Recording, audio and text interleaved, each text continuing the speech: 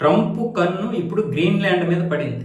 గ్రీన్లాండ్ని దక్కించుకోవడానికి Venezuela మీద చేసినంత దాడి చేయాల్సిన అవసరం లేదు. ఎందుకంటే గ్రీన్లాండ్ ఇప్పుడు డెన్మార్క్ చేతిలో ఉన్నా సరే అది నాటో దేశమే కాబట్టి డెన్మార్క్ కూడా, పైగా ఇప్పుడు గ్రీన్లాండ్ అనేది డెన్మార్క్ కి చెందింది అనే ఆధారాలు అయితే లేవు. దాని గురించే ఇప్పుడు ట్రంప్ సలహాదారు స్టీఫెన్ మిల్లర్ అయితే ఇదే విషయాన్ని చెప్తున్నాడు. గ్రీన్లాండ్ మీదే అనడానికి ఆధారాలు ఏమున్నాయి? అలాగని గ్రీన్లాండ్ ఇప్పుడు స్వతంత్ర దేశంగానే ఉంది, స్వతంత్ర ప్రాంతంగా ఉంది, డెన్మార్క్ అధీనంలో ఉంది. సైనికంగా లేకపోతే కొన్ని విషయాల్లో మాత్రమే తలదూర్చింది, కాకపోతే ఆధ్వర్యంలో ఉంది. కానీ ఇప్పుడు ట్రంప్ దీన్ని దక్కించుకోవడానికి ఏ ప్రయత్నం చేసినా కూడా అడ్డు చెప్పడానికి కూడా పెద్దగా ఏం లేదు. నాటో దేశాల్లో సభ్యదేశం, పైగా 2 నాటో దేశాల విషయంలో ఇలాంటి ఉద్రిక్తత పరిస్థితులు వస్తే ఖచ్చితంగా నాటో దేశాలన్నీ ఏకమై అమెరికాకే సపోర్ట్గా నిలుస్తాయి. గ్రీన్లాండ్ ఎందుకు దక్కించుకోవాలి అంటే, ఒకవైపు గ్రీన్లాండ్ మీద చైనా సంస్థలు కూడా ఆధిపత్యం చెలాయిస్తున్నాయి, మరొక వైపు ఇక్కడ విపరీతమైనటువంటి ఖనిజ సంపద ఉంది. ఈ ఖనిజ సంపదని ఎలాగైనా సరే తీసుకోవాలని ట్రంప్ ఎప్పటి నుంచో చూస్తున్నాడు. చైనా ఆధిపత్యం రోజు రోజుకి పెరిగిపోతుంది. సముద్ర జలాల్లో కూడా విపరీతంగా తన యొక్క ఆధిపత్యాన్ని చెలాయిస్తుంది చైనా ఈ యొక్క గ్రీన్లాండ్ని ఉపయోగించుకొని.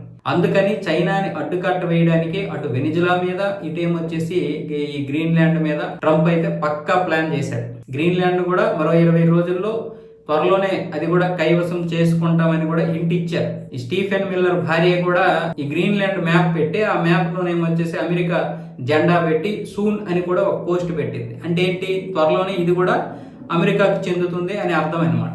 ఏ ప్లాన్ లేకుండా చేయరు. పైగా డెన్మార్క్కి ఇప్పుడు అంత సీన్ లేదు, దాన్ని దక్కించుకోవడానికి ప్రయత్నం చేసే సీన్ లేదు. ఇప్పుడు కాదు, గత 50-60 సంవత్సరాల నుంచి కూడా దాన్ని పొందామని అమెరికా ప్రయత్నాలు చేస్తోంది. అప్పుడే $100 మిలియన్ విలువైనటువంటి బంగారం ఇస్తామని చెప్పారు ఒక 60-70 సంవత్సరాల క్రితం. అప్పుడు కూడా వద్దని ఇస్తారు. ఇప్పుడు కూడా మళ్ళీ ట్రంప్ రెండోసారి అధికారంలోకి వచ్చిన మొదట్లోనే మేము కొంటాము, మీరు అమ్మండి, ఎంతైనా బేరం చెప్పండి అన్నారు. మేము అసలు అమ్మే ఉద్దేశం లేదు, ఈ విషయం మీరు పదే పదే ప్రస్తావించొద్దని డెన్మార్క్ ప్రధాని మెటే ఫ్రెడరిక్సన్ అయితే చెప్తూనే ఉంది.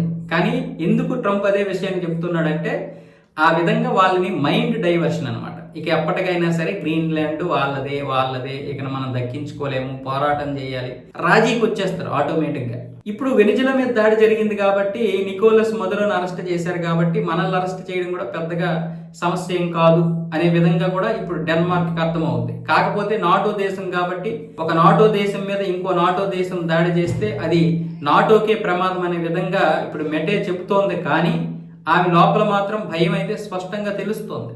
కాబట్టి రేపు ఏ రోజైనా సరే బేరం కుదుర్చుకుంటారు.